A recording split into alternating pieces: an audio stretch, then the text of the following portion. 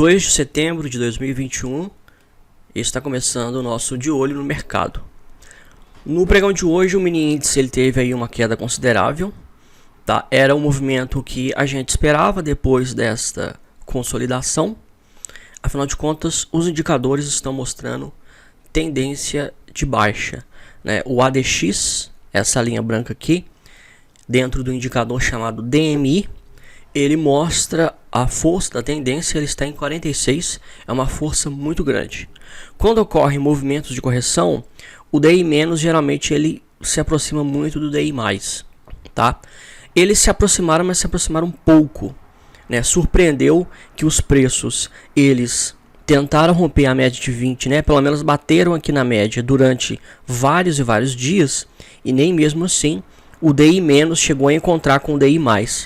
O que mostra a força da tendência de baixa. E hoje, no pregão de hoje, quem acompanha aí as redes sociais e quem está no nosso canal no Telegram, viu que no período da tarde eu fiz essa projeção de Fibonacci no gráfico de 60 minutos do mini índice, tá? Na região de 116.899 pontos, né? Foi 800 e poucos pontos e alvo atingido. Tá? Isso foi aí, ó, depois que foi nesta hora aqui, ó, depois que este terceiro candle baixista, né, ele havia, os preços, ele caiu, confirmou esse pivô de baixa, né, fez um fundo, um topo mais baixo que o fundo anterior, e quando os preços caíram abaixo deste fundo, confirmou esse pivô, e aí, só pegamos aí, fizemos a projeção de Fibonacci, e foi atingida no próprio pregão de hoje, tá? O ADX também, dos 60 minutos, chegou a 33,92. Quando ele estava aqui, ó, ele já estava a 25, aí ele foi a 28, e aí, falei, não, quando ele cair aqui, ele confirmar esse pivô de baixo, né, ele já vai estar alto aí, já chegou na casa dos 30, e aí ele subiu, né, formando essa grande perna de baixo, tá?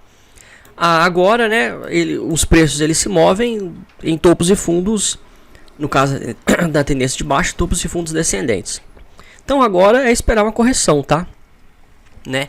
Os preços fizeram a correção, então é esperar uma correção, seja na média de 8, se não parar na média de 8, é na média de 20, e aí para voltar a cair, porque a tendência de baixa está forte, tá? Hoje é quinta-feira, né? Amanhã é sexta-feira, o último pregão dessa semana. Eu até postei também no nosso canal no Telegram. Se você não está no canal no Telegram, entre pelo link da bio do Instagram, tá? No canal do Telegram, inclusive no canal aberto, eu publico vários estudos durante o dia, várias informações, reportagens, etc.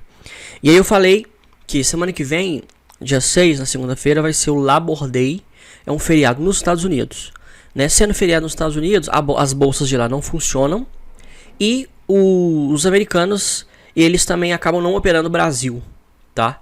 Eles, por conta do feriado, eles não operam e aí a liquidez da bolsa brasileira, ela vai cair muito. Só porque o grosso é o dinheiro estrangeiro. Então, segunda-feira tem feriado nos Estados Unidos, a bolsa aqui vai ser fraca.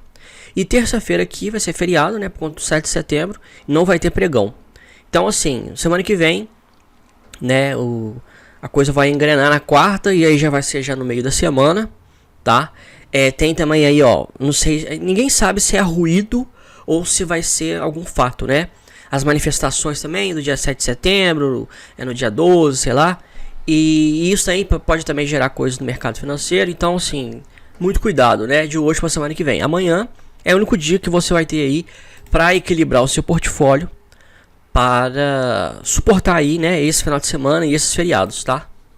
Então, abre o olho até no branco e preste atenção aí, né, pra você não ficar posicionado aí muito pesado, né, contando com possibilidades. É engraçado, né?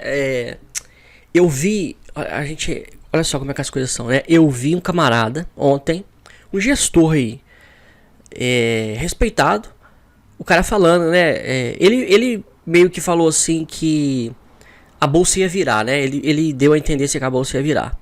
E aí eu tô assim, pô, mas os gráficos estão mostrando tendência de baixa forte e tal. O ADX tá lá em cima nas alturas. E aí todo mundo fica aquela, né? Você vai na rede social e você acha que o cara tem uma informação privilegiada de alguma coisa, né? Afinal de contas, o cara é gestor de investimento. E assim, foi balela o que ele falou, né? Então, quanto menos redes sociais, menos ouvir a opinião dos outros e mais olhar o gráfico, melhor, tá? O mini dólar, ele fez essa perna de baixa, ele agora tá segurando. A tendência de baixa do mini dólar não tá forte como a do mini índice, né? O ADX aqui, ó, tá 16, né? O mini índice tá mais de 40, né? E o mini dólar tá 16, então assim, ele tá numa região de suporte, né? Ele tá na região de suporte. Agora, ele fazer uma correção aqui, ó, e voltar a cair, nos R$5 aqui o mercado, né? Como diz o pessoal, o mercado cata. Então, com bolsa caindo também, o dólar a 5 vai ter compra. Então, se apostar aqui, ó, numa desvalorização do dólar, não é bom não. O dólar tá de lado assim por conta de vários fatores e tudo mais, mas apostar nessa tendência de baixa é um erro, tá? É um erro. E aí ele andou de lado, né? Tá aí agora em consolidação, mas o alvo continua em R$5,09. Tá? O alvo que é 5,15 foi atingido, continua em 5,09. Não houve reversão aqui nos 60 minutos não, tá? Ele continua aqui, tá consolidando para poder voltar a cair. Afinal de contas, no gráfico diário, né, ele se afastou das médias, ele anda de lado, as médias batem no preço e aí eles voltam a cair, ok? Das ações, vamos ver as ações que mais subiram, mais caíram. Você pode ver que, olha só, a que mais subiu foi PPLA 11, 4,55. A que mais caiu foi RANI 4, 23,40%. Ou seja, o mercado está evidentemente mais baixista do que altista, né? Ele está cerca de 5 vezes mais baixista do que altista. Isso mostra que as forças baixistas estão fortes, né? Estão imperando no mercado. Olha só, PPLA 11 foi o papel que mais subiu. Bacana. Aí quando você olha, o candle de hoje é um candle baixista, né? É piada, né? Parece piada. Porque, olha só, o papel que mais subiu, ele caiu, ele está em queda, né? Então, assim, ele está em consolidação. PPLA 11 vai ficar bonito para uma queda, né? Um trade na ponta vendedora em se romper 6,50, tá? Rompendo 6,50 ele cai aí feio, porque DI menos também, olha só, tá próximo de DI mais, não se encontraram, e o ADX está 37, né? Tendência de baixa aí absurda. E GBR3 também foi o segundo papel que mais subiu, mas olha só, subiu. Esse candle aqui mostra força vendedora, mais do que força compradora, né? Também é uma grande ironia. Açaí 3 subiu, mas segurou na média de 20, olha só. Ele subiu, foi lá em cima, voltou e segurou na média de 20, o que configura movimento de correção. E por conta dele ter esses topos aqui, ó, anteriores, enquanto ele não romper esses topos aqui e não formar um pivô de alta acima da média de 20, ele não estará em tendência de alta, tá? As médias do DI estão emboladas, a DX está em queda, o TRIX está abaixo do eixo 0, indica tendência de baixa, tá? E estocástico também está em baixa. E os papéis que mais caíram, RANI 4 caiu 20 e tantos %, um baita no candle barra elefante. Entrar vendido agora é loucura, né? Loucura. O papel pode dar uma baita correção. O ADX está em 25, o ideal é que ele esteja acima de 30. RCSL3 caiu forte hoje, ADX baixo, né? Tem que formar um pivô de baixa aqui. Ele rompe acima da média de 20 para depois cair. Não tem nada definido aqui. Por enquanto é uma lateralização. E Viver 3 caiu, nada também demais também, que ele tem uma região de suporte aqui embaixo, tá? Ele tem, olha só, eu tô estudando esses padrões gráficos esses dias, e esse aqui é como se fosse um bebê abandonado de baixa, né? Só que aí eles falam na literatura que quando tem pavio, tem um outro nome. Eu tenho que rever depois qual que é o nome técnico desse movimento. Mas a ideia é que é uma região de suporte. Tá importante. Ou seja, os preços caíram, mas o mercado segurou. Tá considerando Viver 3 em 2,30 barato, né? Obviamente 2,30, né? É um valor extremamente baixo. Mas não foi suficiente para reverter a tendência, tá? Não foi suficiente para reverter a tendência. Então assim, ele, olha só, fecha acima da média de 20. Quando as médias vão virar para cima, ele cai forte. Então, também não tá aí com bom, né, para poder vender, tá? Para poder operar na ponta vendedora, né? Papéis muito baixos assim. Ó, Cash 3 continua aí, né, na saga cashiniana, tá? De agora chegando na média de 200. Se romper a média de 200, aí é tragédia. Na verdade, o papel ele tá com, olha só, 50, tá o ADX. É queda, né? A gente já viu, né? Estamos careca de saber. IPO ano passado, Cash 3, que é a Mielos, né? A empresa Mielos. Fez IPO em novembro do ano passado, saiu de R$8 para em menos de um ano chegar a R$78, tá? Em menos de um ano. E aí agora cai vertiginosamente e vai cair mais, tá? Por quê? Porque é o seguinte, eu já escrevi sobre a IPO, inclusive o texto que eu escrevi, o título, ele é assim, um título muito light, muito bacana. Eu escrevi assim, os trouxas do IPO, né? Por que eu tô falando isso? Isso inclusive não sou eu que falo, né? Já são vários analistas também que falam e tal. Que é o seguinte, uma empresa, ela... Primeiro, existe toda uma regulamentação, né, jurídica, que a empresa ela tem que se adequar a uma burocracia muito grande para fazer a IPO. Né? Ela tem que arrumar uma opção de documentação, opção de comprovante, disso e daquilo, para ela poder passar a ser listada na Bolsa de Valores, tá? Só que essa legislação, essas exigências extremamente burocráticas, elas não refletem a saúde financeira da empresa, tá? Elas refletem simplesmente ter o sistema de contabilidade rodando direitinho, entendeu? Ter uma avaliação patrimonial correta, né? Então tem um sistema de compliance, né? Que é um controle interno, tem um departamento jurídico, enfim, você tem uma estrutura ali de empresa, porque afinal de contas, quando você vai para a bolsa, né, o balanço patrimonial, o balanço contábil, ele passa a ser publicado, né? Então, se você não tiver uma organização contábil mínima, a CVM não autoriza a sua empresa ser listada. Então, beleza. E aí, só que, como eu disse, não reflete a saúde financeira da empresa. E aí, outra coisa, quando o mercado ele não conhece os ciclos da empresa, porque toda empresa ela tem a sazonalidade, né?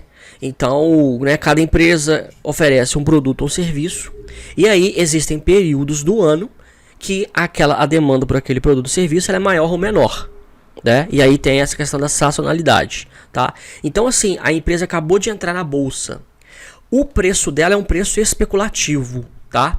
Então, por exemplo, Cash 3, o valor do IPO que os analistas, economistas, contadores, etc. traçaram foi R$8. Tá? Isso tudo é especulativo. Por quê? Porque os bancos de investimento que assessoram essas empresas para fazerem um IPO, eles ganham comissão em cima desse valor definido. Então, né, é um grande conflito de interesse. Não confie naquilo que o banco de investimento está te dizendo que a empresa custa. Porque se ele ganha comissão, quanto maior o valor da empresa, né, que ela já vai ser negociada, que ela vai entrar na bolsa, maior é a comissão do banco. Então, por aí você não tem que escutar banco de investimento nenhum. Eu já disse isso em textos e repito.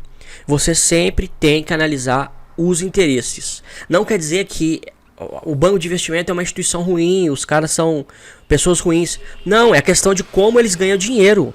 Tá? A empresa, banco de investimento, empresa, vive de lucro, tá? Você só ganha dinheiro na sua vida porque você vende alguma coisa ou você presta algum serviço, tá? Todos nós vivemos de lucro. Então, assim, você identificar como que a pessoa ganha o lucro, como a empresa ganha o lucro, não é uma coisa, não quer dizer que a pessoa é ruim. É apenas você ver a questão onde que está voltado o interesse deles, tá? Então, assim, o mercado ele não sabe a sazonalidade da empresa nem nada. E então, né, e aí também, o que acontece, né, as plataformas de notícias, né, de análise, casas de análise e tal, tudo recebe dinheiro, várias, não todas, mas várias recebem dinheiro para falar bem da empresa, para lançar um relatório bom da empresa, entendeu? Para sair uma notícia boa da empresa e tal. Eu mostrei outro dia, né, que foi inclusive a Mielos, essa empresa aqui mesmo, tá? Saiu o balanço contábil do primeiro trimestre, né? Ou do segundo trimestre. Acho que foi do segundo trimestre, porque foi há pouco tempo. E aí, a Infomoney, eu dei print, eu publiquei no texto, mostrando isso.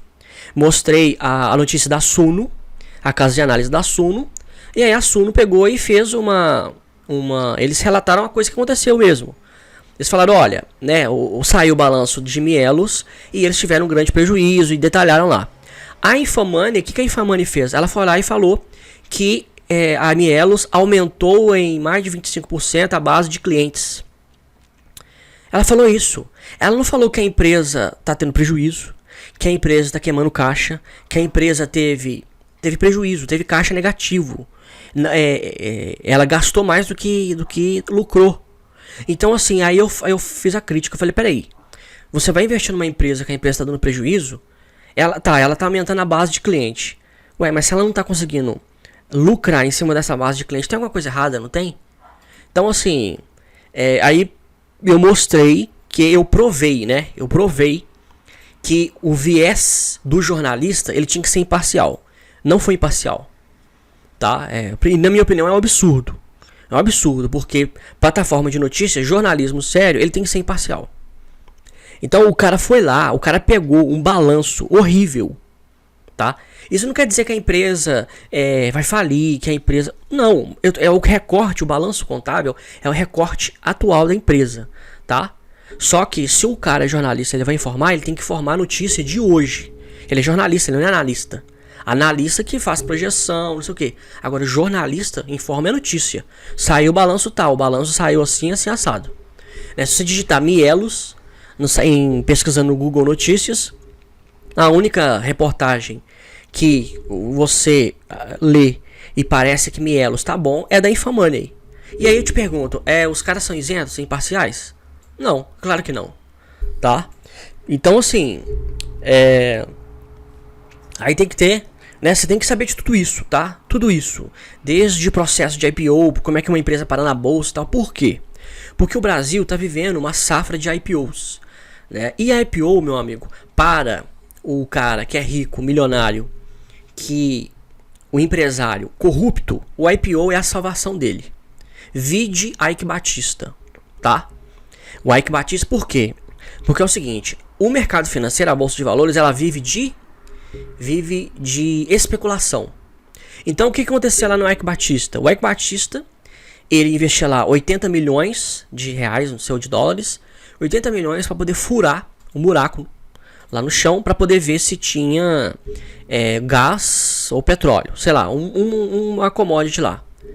E aí, o que ele falava? Ele jogava no mercado notícias, né? Pagava aí, tal, para poder falar que eles estão furando 10 poços, né? Gastando 800 milhões e tal. E aí, assim, só que o resultado dessa perfuração, ele só ia mostrar ser válido, né? Vir à tona depois do furo.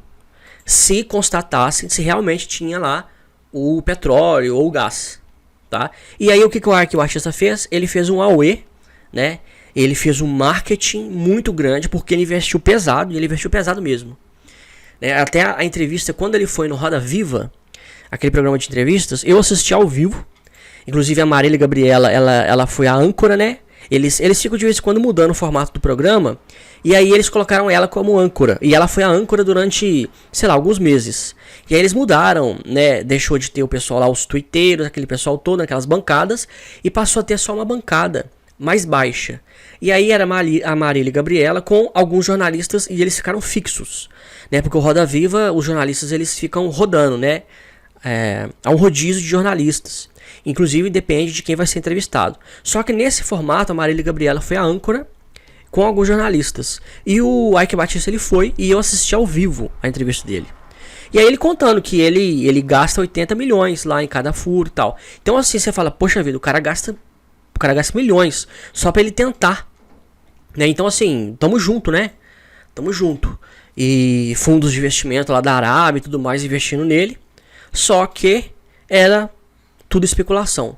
A quantidade de gás ou petróleo, sei lá, que conseguiram achar não era suficiente para inclusive cobrir os custos de todas as tentativas de perfuração. Por que eu contei essa história? Porque o mercado financeiro ele reagiu ao marketing. E as empresas do Eike Batista, o valor de mercado delas foi lá em cima.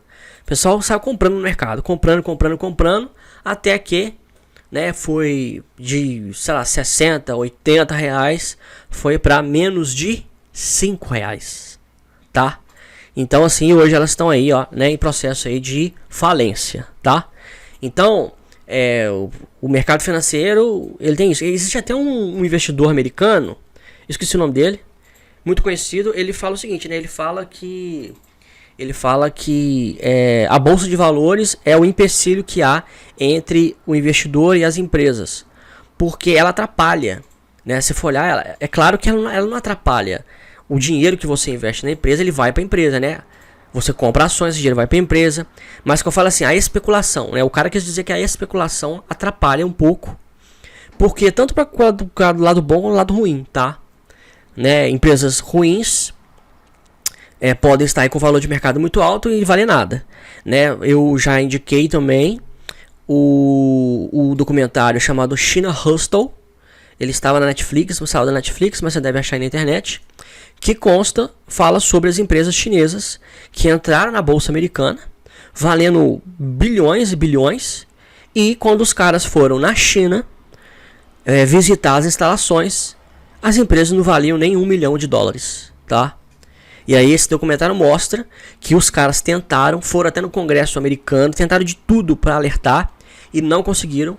E aí eles começaram a operar vendido, a apostar contra as empresas. E eles passaram a ganhar dinheiro, né? E é engraçado que uma das empresas que nesse documentário já tinha falado era o Alibaba. E o Alibaba tá derretendo agora, né, na bolsa, né? Quem acompanha o Alibaba sabe que o Alibaba está derretendo. E os caras já falavam isso há, sei lá, 4, 5 anos atrás, que os balanços não são confiáveis e etc. E aí agora os caras estão colhendo os frutos, né? Porque quem opera vendido, né, os caras ganham dinheiro na queda, ok? Então, né, essas informações aí são coisas, né, que acaba eu falando aqui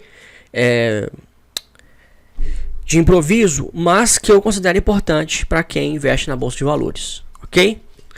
Um abraço a todos e se Deus quiser, até amanhã.